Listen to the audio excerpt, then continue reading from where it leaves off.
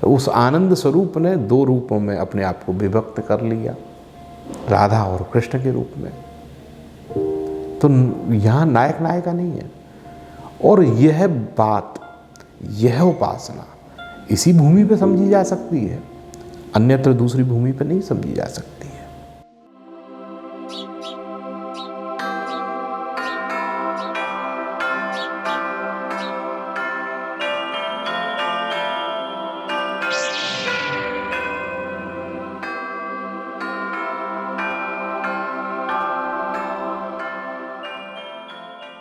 देखिए, वृंदावन निकुंज उपासना का सबसे बड़ा केंद्र है।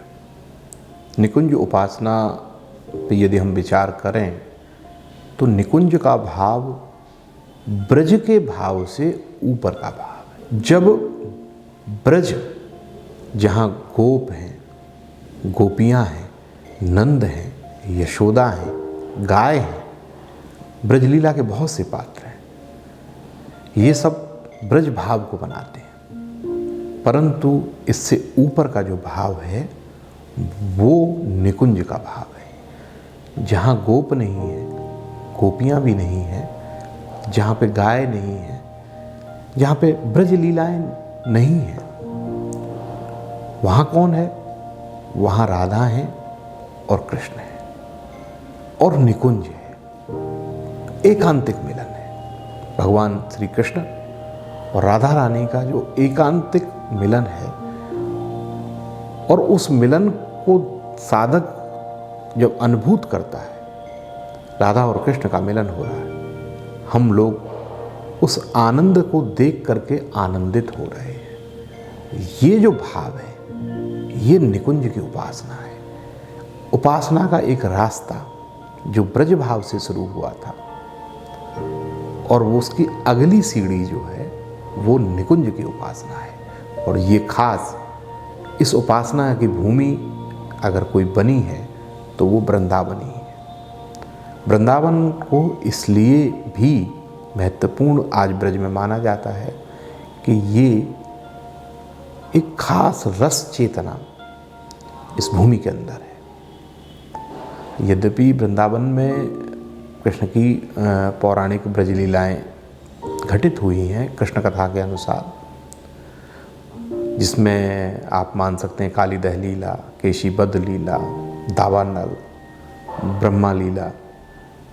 परंतु जो सबसे महत्वपूर्ण लीला है, जो सबसे, जिसको कहेंगे कि जो पूरे भारतीय कलाओं को और भारतीय जगत की जो ललित भाव है उसको बहुत गहराई तक जिसने प्रभावित किया है, वह है महारास। वह यहाँ भगवान के द्वारा यहाँ पे हुआ महारास। तो वृंदावन इन ब्रजलीलाओं से ऊपर राधा और कृष्ण का जो मिलन स्थल है उसके रूप में इसको देखा गया। और ठीक उपासकों ने, भक्ति काल के उपासकों ने, जिसको हम लोग आज वृंदावनी उपासना, रसोपासना, निकुंजोपासना कहते हैं, उन्होंने अपने भाव को ठीक उस बिंदु पे फिक्स कर दिया। वहाँ ब्रज भी धीरे धीरे पीछे छूट जाता है और वहाँ केवल निकुंज है। स्वामी हरिदास जी की जो परंपरा है, हित हरिवंश जी की जो परंपरा है, हरिराम व्यास जी की जो परंपरा है, ये रस की उपासना है। यहाँ ईश्वर को रस रूप माना गया। ईश्वर रस रूप है और इसलिए यहाँ के साहित्य में कहा गया, नायक तहन नायिका रसी करवावत केल। नायक नायिका नहीं है, रस ही केली करवा रहा है। उस आनंद स्वरूप ने दो रूपों में अपने आप को विभक्त कर लिया, राधा और कृष्ण के रूप में। तो यहाँ नायक नायिका नहीं है। और यह बात, यह उपासना इसी भूमि पे समझी जा सकती है, अन्यत्र दूसरी भूमि पे नहीं समझी जा सकती है। क्योंकि साधारण व्यक्ति उसको लौकिक अर्थ में समझेगा। इसलिए आचार्यों ने ये भी कहा कि नित्य विहार नित्य सिद्धन, तू काहे को मूड मोड़ावे। ये जो नित्य विहार का जो भाव है, जिसमें स्वामी जी हरिदास जी की परंपरा में ये जो विचार विकसित हुआ है, वो सिद्धों के लिए है जो परम सिद्धि प्राप्त कर गए हैं। साधारण व्यक्ति तो उसको लौकिक अर्थ में समझेगा जो। तो रसोपासना जो वृंदावनी उपासना है, उसको वह सिंघनी का दूध माना गया है कि इसको बहुत सिद्ध लोग ही पचा सकते हैं।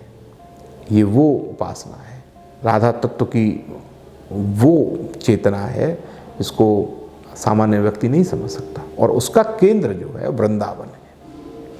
उस मधुर उपासना का जो केंद्र है वो वृंदावन है। यहाँ का जो साधकों का जो मानस तैयार हुआ है, उसमें वो कुरुक्षेत्र वाले भगवान श्री कृष्ण नहीं है, गीता उपदेश जो दे रहे हैं, और न वो कृष्ण है जो दैत्यों का वध कर रहे हैं, वो कृष्ण भी नहीं है। यहाँ तो निकुंज में जो राधा की सेवा में तत्पर है, जहाँ राधिका पग धरे नैना नंद कुमार, हरिवंश महाप्रभु ने कहा। तो कहीं आप देखेंगे कि श्री कृष्ण का व्यक्तित्व जैसे पीछे छूट रहा है, और उसमें भी राधा जी का व्यक्तित्व प्रधान होकर उभरता है। ये वृंदावनी उपासना है। यहाँ उपासना के केंद्र में कृष्ण भी कहीं पीछे रह गए हैं, राधा प्रधान हो गई है। हम सब जितने वृंदावनी भाव के उपासक हैं, वो सब प्रिया जी की सखी के रूप में अपने आप को देखते हैं। एक दुर्लभ घटना है, जहाँ वृंदावन जब मीरा आई, तो उस समय गौड़ीय संप्रदाय के आचार्य यहाँ पे थे जीव गोस्वामी जी, जो 6 गौड़ीय आचार्य हुए हैं चैतन्य की परंपरा में, चैतन्य महाप्रभु की परंपरा में। उसमें जीव गोस्वामी यहाँ थे। तो ये कहा जाता है कि जीव गोस्वामी के शिष्यों ने, मीरा उनसे जब मिलने के लिए गई, तो जीव गोस्वामी के शिष्यों ने ये कहा कि वो किसी महिला से नहीं मिलते, स्त्री से नहीं मिलते, किसी से, हमारे आचार्य किसी महिला से नहीं मिलते हैं। तो मीरा ने बड़े आश्चर्य से ये कहा कि वृंदावन में कोई दूसरा पुरुष भी है। मैं तो ये समझ के आई थी कि श्री कृष्ण ही एकमात्र पुरुष हैं। तब आचार्य के शिष्यों ने ये बताया कि कोई साध्वी आई है और आपसे मिलना चाहती थी, और ये कह रही। तो आचार्य अंदर से हिल गए इस बात, और तत्काल जो है अपनी कुटिया में से निकल करके उन्होंने मीरा का स्वागत सत्कार किया। ये कोई साधारण घटना नहीं थी। वो जानते थे कि इस शब्द को, इस वाक्य को कहने वाला कितना समर्थ व्यक्ति है। तो ये अनुभूति हुई। तो वृंदावनी उपासना में आप देखेंगे कि यह जो तत्व है, यहाँ पे गोपेश्वर शिव की स्थापना की गई है, गोपेश्वर महादेव की स्थापना की गई है। और ऐसी मान्यता है कि महाराज जब वृंदावन में हुआ तो भगवान शिव उसे देखने के लिए आए, परंतु गोपियों ने रोक दिया कि भगवान भोलेनाथ, आप ये कहाँ सांप भाप लटका करके जा रहे हैं, ये तो रासमंडल है, पुरुष भाव से तो यहाँ कोई जा ही नहीं सकता। तो गोपेश्वर ने यमुना स्नान किया और सुंदर गोपी का रूप धारण कर लिया। तो यहाँ जो वृंदावन के रक्षक महादेव हैं, गोपेश्वर माने जाते हैं, और उनका सुबह तो जल चढ़ता है और शाम को सुंदर गोपी का श्रृंगार होता है। तो ये जो भाव है, ये भाव क्या है? पुरुष, जो पुरुषत्व का भाव है, उसमें एक अहम का भाव, पुरुष होने का भाव है। भक्ति की जो चरम अवस्था है, कबीर क्या होना चाहते हैं? राम की बहुरिया। प्रेम की जो गहराई है, उसको पुरुष मन से नहीं समझा जा सकता। जब तक आपके अंदर में एक स्त्री का लक्षण न प्रकट हो जाए। पुरुष के अंदर में एक अहम भाव है, जब तक वो न गल जाए, वो भाव है जिसको हम सखी भाव कह सकते हैं, जिसको हम गोपी भाव कह सकते हैं, जिसको हम रसोपासना का भाव कह सकते हैं। भक्ति आंदोलन ने अगर कुछ आज का जो महिला विमर्श चल रहा है, मैं तो हमेशा कहता हूँ कि वृंदावनी उपासना को उन लोगों को तो जरूर समझना चाहिए। और ये भक्ति आंदोलन की सबसे बड़ी देन थी, जहाँ जाति अभिमान खत्म हो गया, जहाँ लिंग अभिमान भी खत्म हो जाता है। पुरुष एक स्त्री के रूप में स्त्री हो जाना चाहता है। आप देखेंगे रामानंद की परंपरा में किस तरह से जाति अभिमान खत्म हुए। निर्गुण की परंपरा को आप देखेंगे, और हमारे यहाँ तो व्यास जी ने ये कहा कि ये मेरा कुटुंब है। कबीर और रैदास को हरिराम व्यास ये कहते हैं कि ये हमारा कुटुंब है। तो जाति अभिमान किस तरह से खत्म होता है। और एक पुरुष जब अपने आप में एक महिला बनने का गौरव, एक महिला की अनुभूति करना चाहता है, तो लिंग का जो अभिमान है वो भी खत्म हो जाता है। तो वृंदावनी जो रसोपासना है उसे इस नए ढंग से भी समझने की बहुत आवश्यकता है। हमारे यहाँ पे तो कितने ही कृष्ण भक्त मुसलमान कभी हुए हैं, कभी भी ये नहीं हुआ। रसखान की समाधि है, रसखान ने धर्मांतरण नहीं किया था, उनकी वही मकबरा है उनका एक तरह से। हम लोग तो समाधि बोलते हैं। रसखान कृष्ण के भक्त थे, विठलनाथ जी से उन्होंने दीक्षा भी ली, पर उनका कोई धर्मांतरण नहीं किया गया।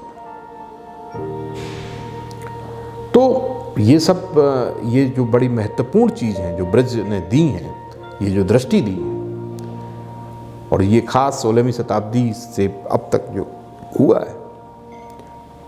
टटिया स्थान की परंपरा में तो एक रस रंग हुए हैं जो मुसलमान भक्त कवि थे। उनका तो बिहारी जी के लिए जो उनका जो पद है जो लिखा गया है वो कितना महत्वपूर्ण है। वो बिहारी जी के बारे में सबसे सूक्ष्म बातें उसमें कही गई हैं, क्योंकि स्वामी हरदास की परंपरा में ये माना जाता है कि बिहारी जी तो कहीं गए ना आए, वो तो हमेशा नित्य हैं, नित्य विहार चल रहा है। और इसका सबसे अच्छा वर्णन उनके ही पद में मिलता है। आपको बड़ा आश्चर्य होगा कि 18वीं शताब्दी में किशनगढ़ के महाराजा साबंत सिंह जब राज काज के कलह से परेशान होकर के वृंदावन आ गए, तो उनकी उपपत्नी बनी ठनी, किशनगढ़ चित्र शैली में जिसकी बड़ी प्रसिद्ध चित्र बने हैं बनी ठनी के, वो उनके साथ आ। और वो उनकी महारानी नहीं थी, उपपत्नी थी, पासवान थी। किशनगढ़ के ऐतिहासिक संदर्भों से ये हमें पता चलता है कि उन्हें जो है दिल्ली से खरीदा गया था। वो बहुत खूबसूरत महिला थी और बड़ी भक्तिमती थी जो है। उनका एक सैन का पद है, ठाकुर जी के सैन के लेकर के एक पद, वो कवयित्री भी थी उन्होंने और वो गायिका भी थी। उन्होंने एक पद लिखा है, आज भी बांके बिहारी के मंदिर में, विश्व प्रसिद्ध बांके बिहारी का वृंदावन का मंदिर है, उसमें वो पद जब भगवान की सैन होती है, पट बंद होने लगते हैं, तो वो पद गाया जाता है। तो कितनी बड़ी प्रतिष्ठा वृंदावनी समाज ने ऐसी भक्तिमती महिला को दी।